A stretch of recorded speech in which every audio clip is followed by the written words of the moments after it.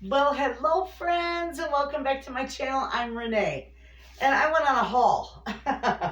I had to pick up stuff for my snack mix that I put together for my market stand, as well as my let's see, what did I get in here? Oh, I got cheese and butter. I go to my little Amish friend that has a grocery store in her basement. See, I always talk about either my local Mennonite store or my local Amish store. The local Amish store is a friend of mine who has her store like in her basement, and she sells all food items. The Mennonite store, that one is where I get my dehydrated potatoes from. I know so many of you asked me about that. And that's called Orchard Lane Country Store. If you Google it, it's in Bear Lake, Michigan. And if you Google it, if any of you are interested in those bulk potatoes, they do sell them for a very good price.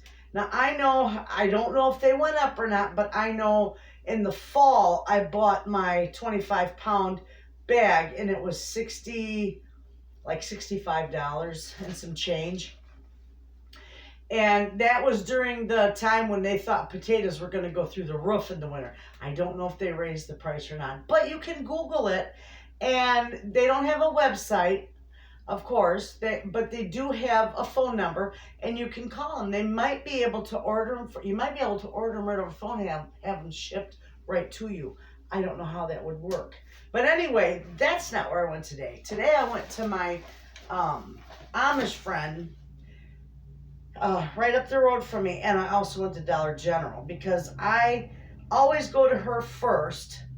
I like to support her little store, and that's where I got my great big enormous bag of, it's not even marked out how much it weighs. It's just a plain old bag of pretzel sticks for $2.50, and it's pretty heavy. It's got to be at least a couple pounds or more, you know. So I grabbed that. That's for my snack mix. And I also grabbed the other one she had was same thing. This one's $2.20 for this great big bag. And this is the pretzels, the mini pretzels. So I got those two. I always go to her first. And before I go to Dollar General or Meijer, or anything like that. So I got this great big bag. Now these aren't cheap. And I know that. We all know cereal is not cheap. And nothing is ever on sale. But she does have a lot of prices that are significantly lower than my local grocery. And for example, she sells cheese, 2-pound bag of like Colby Jack shredded cheese. And she sells hers for $3.25 a bag. It went up a quarter over the winter. Where my local butcher sells the exact same bag, same size for $9.99. Well, you know where I'm going to buy my cheese. This is a great big bag of Cheerios for my snack mix, $6.50.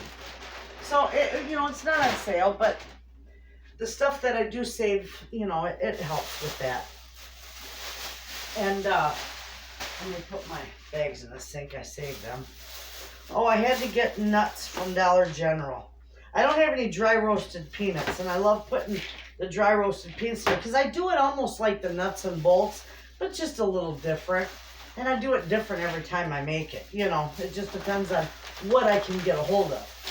So I got the salted peanuts and then some dry roasted peanuts.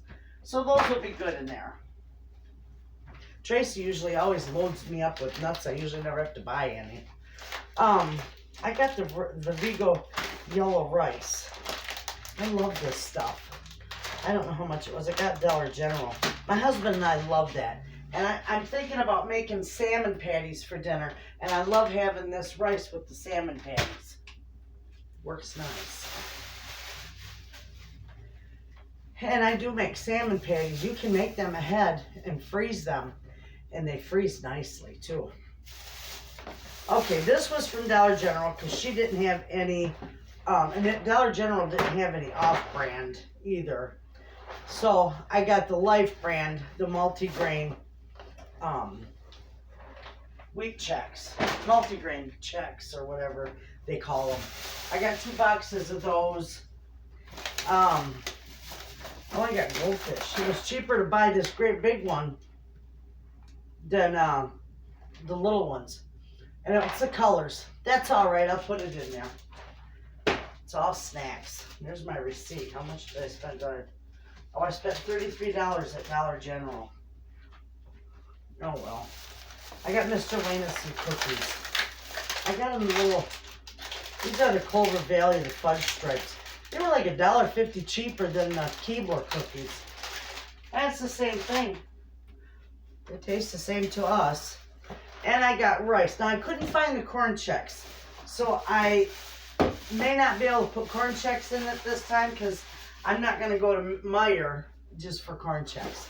So I got rice checks and wheat checks and all the other goodies that go with it. And we're going to make cookies. I'm going to make, because I make jumbo, and I mean jumbo chocolate chip cookies that fit in your hand size for my market stand. So I'm going to be making those, and I don't bake them all off. Is what I do with those is I make the dough up.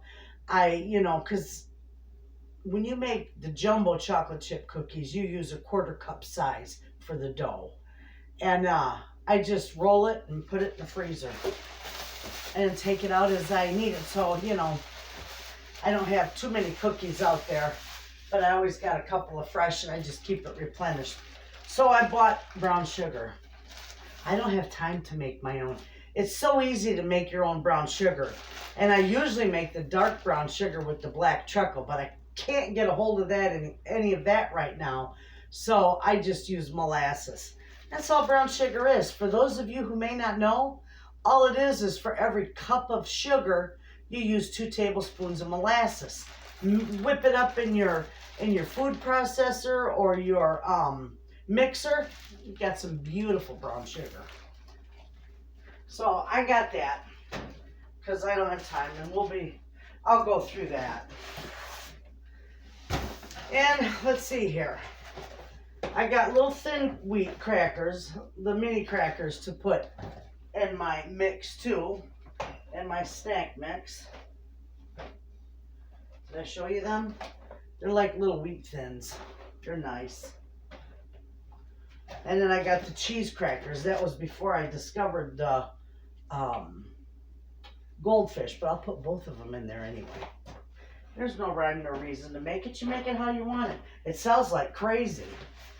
And I had to get some coconut oil. So I bought some coconut oil from her. I got all this here out of this box and my crackers at my Mennonite friends. So, and that big thing of coconut oil was $5.50, so that's not too bad. And we're going to do a gratin potato mix. And I'm going to show you this. This is a cheddar cheese powder, a cheddar powder. So if any of you want to make that, look at it, it's got a reflection. If any of you want to make that, au gratin potatoes, this is a perfect thing to use. And you can get it, you probably can get it on Amazon or your local Mennonite store. But that's what I use for mine. Okay, and I got more cheese. This is a great big bunch of cheese. 3 pounds of sliced cheese for $8. You can't beat that. My husband loves that cheese. And there's my receipt there. I spent, oh yeah, we won't talk about that. That's a little too much. No, I spent $68, but I got 4 pounds of butter too. I'm going to make, I got this beautiful little Amish book that I've had for so many years. I love this book. It's called Farmhouse Cooking. It's a cute little book. It's got, oh my God, over 1,700 recipes in it. But I like their granola, and they got like 6 or 8 different granolas, and I think I've used every one of them. But this last one I wanted to try. It calls for wheat germ. Well, I got all the way over to my friend's little store, and I couldn't remember if it was wheat germ or wheat bran. So I got both of them. And, you know, I bought the wheat bran. It's wheat germ that it calls for. But the wheat bran, I didn't lose much because it was only 40 cents for that big bag. So that's all right. I'll use it for something.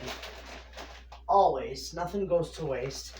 So I got wheat germ for the granola because we're going to do that. And that's probably, tomorrow you're going to see our chicken casseroles. And no, you'll see this the day after the chicken casseroles. And then the day after that, I still got all kinds of stuff to do. We're going to be cooking up a storm. Anyway, you'll see this. You won't see this tomorrow. You see it the next day. Anyway, I got 4 things of butter. The only thing with the butter, I like, she sells it very reasonable. So I don't really complain too much. I normally buy unsalted butter. And this is the sweet cream salted. That's all right. When you're using salted butter, just omit the salt from your recipe. And it should be fine. That's what I use for my big batch brownies. I use real butter in them. I don't skimp on that. I don't use margarine. Somebody said to me, my friend one day, she says, just try margarine in them. You won't be able to tell the difference. Oh yes, I could, friends, and I wouldn't even sell them because they were horrid. I guess I'm just so used to butter. I don't like the margarine in there. They weren't good. It wasn't good with margarine. So butter's it. That's why I have to sell them for. I think this year I've got to, after I did my cost, I think I got to sell them for $1.50, or excuse me, $1.25 to $1.50, anywhere in that range. So I'll figure it out. But anyway, I got my butter. Always got to have butter. I go through a lot of butter, cooking and baking. That's all right. So that's it, friends. I got a lot of goodies, and I spent, probably $90. But, you know, I'll take somebody asked me how I figure out for my market stand. Well, you know, it's not hard for me because I am an accountant by trade. So I figure out my cost of goods sold. And this might sound funny to some of you, but you have to price your goods according to your cost of goods sold. You got to have that covered. But say you have something that costs you $1 to make, okay? You want $1 for your cost of goods sold. You want $1 for your time, and you want $1 for your utilities. And, you know, because your time is your profit. That's how I look at mine. So it's a third, a third, and a third. A third of your final price goes to the cost of goods sold. A third of it goes to you for your time and your pay, your profit basically. And then the other third goes to your utilities and, whatnots. So that's how I price it. So if it costs me like a loaf of bread, just per se, hypothetically, it cost me $1 to make, I'm going to sell it for $3. And it works out just fine. And I sell it like crazy. In fact, this year I don't even have to raise my price of my bread. I sell my bread for $3 a loaf out in my market stand. And it just flies off the shelves at $3. But people around here pay $8, $9 at our bakeries in town and up in the city for a loaf of bread. So you get a loaf of bread from a market stand that's homemade for $3. You know what? I'd be buying it all too. So it's a good price. But that's how I do it. Nothing fancy. At the end of the year when I do all my accounting, because I do all that. I'm an accountant. And then I break everything down. But for now, it's just a third, a third, and a third. That's how I figure it out. It's the easiest way to figure it out. And for those of you who really have no clue about accounting and no clue about, how you should price your stuff, you know what? figure out how much you got into it and just basically double it, you know, and you know you're going to cover your costs, you're going to cover your wages, and you're going to cover your utilities. So that's simple. It works. Anyway, that's it, friends. Enough for the accounting lesson, you know. Oh my goodness, my Amish friends, that was so funny. They found out I was an accountant. They said, "Are you doing taxes?" Oh, no, I'm not. I have had my fill of that. I told my kids this year, I said, you know what? This is the last year I'm doing taxes. I did 6 years of accounting in college, friends. And by the time I got to that 6th year, I hated it. That's when I went out and learned how to drive a truck. I didn't want nothing to do with them numbers, them damn numbers. I had nightmares about numbers. I dream about numbers. I couldn't stand it. And so no, I don't like accounting. Absolutely not. But I do it. You know, I've done it for years, helping people out. I used to sit in the truck stops when we were down, you know, during tax time, and I'd do the truckers' accountants right out of my truck. And I'd make money hand over fist doing taxes stuck in a truck stop somewhere or a terminal or something. It was funny. But I told my kids, I said, I'm not doing no more accounting. Next year, you can take your accounting somewhere else, or I'll show you how to do it. And they're like, oh no, you're doing it again. Oh no, you're not giving up on us. So I do accounting every year for my 2 dear friends, my 2 kids, because my other daughter does her own, and my husband and I. That's it. And I have one friend, I showed her how to do her taxes. She's got a business. I showed her all that, her Schedule C, how to do all of it. It's really not hard, you know. But so many people are intimidated by the IRS, they're scared to even try it. It still isn't hard. So anyway, that is my haul. Enough of the little chit chat. I showed you the book we're going to do. I got to get busy because we're going to make a video on our granola and our snack mix. So you all have a wonderful night, and I'll see you in the next video. And thanks for watching.